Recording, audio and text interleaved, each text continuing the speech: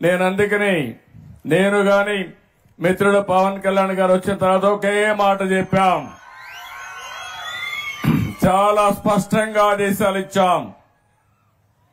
మాది simple governance, simple government, effective governance. పేద ప్రజలకు న్యాయం చేసే పరిపాలన రావాలని పాలనకు శ్రీకారం చుట్టామని చెప్పి కూడా నేను మీకు తెలియజేస్తున్నా. ఈరోజు గ్రామ సభ అంటే మీరే నిర్ణయించుకోవాలి. ఈరోజు మీ అందరి ముందర ఒక ప్రపోజల్ పెడుతున్నాం. అది పెట్టే మునుపు కొన్ని విషయాలు కూడా మనం మాట్లాడుకోవాలి. ఆ విషయాలు మాట్లాడిన తర్వాత ఏం ప్రపోజల్ పెడుతున్నా నేను ఒక్కసారి మీకు చెప్తాను.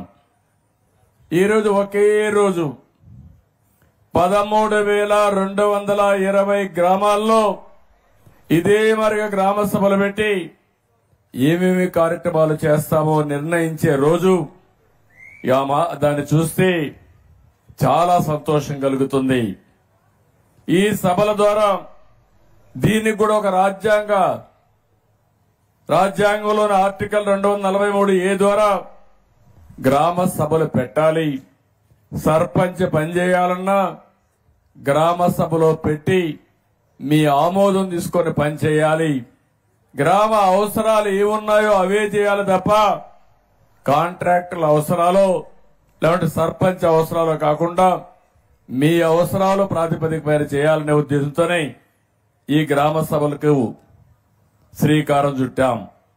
మహాత్మా గాంధీ జాతీయ ఉపాధి హామీ పథకం నరేగా ఈ సంవత్సరం ఈ మీటింగ్ ద్వారా 4,500 కోట్ల రూపాయలకి శాంక్షన్లు తీసుకుంటున్నాం. రాష్ట్రం మొత్తం 87 రకాల పనులకి గ్రామ సభలు ఆమోదిస్తాయి.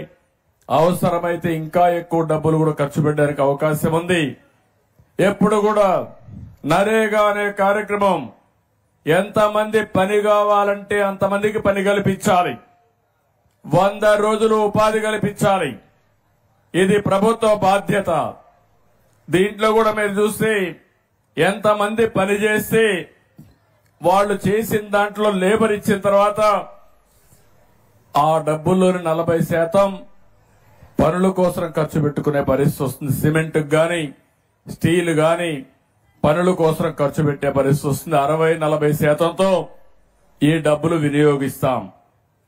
ఈ రోజు మొత్తం రాష్ట్రంలో చూస్తే ఈ 4,500 కోట్లు 9 కోట్ల పని దినాలు 54 లక్షల కుటుంబాలకు పని దొరుకుతుంది.